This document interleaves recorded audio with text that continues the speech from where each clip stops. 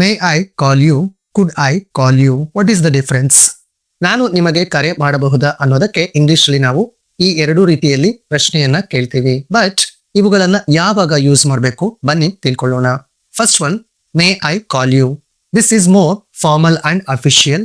When you are asking permission from your boss, superior or authority figure at the workplace, or when you are asking permission from your teacher or lecturer at school or college, use may I call you.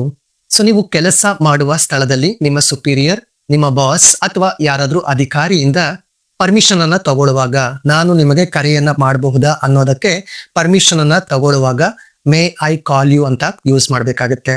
Second one, could I call you. This is a standard and friendly way to ask. When you are talking with a friend or relative, use could I call you. So could I call you ಅನ್ನೋದು standard way ಆಗಿದೆ and ಇದು friendly way ಆಗಿದೆ.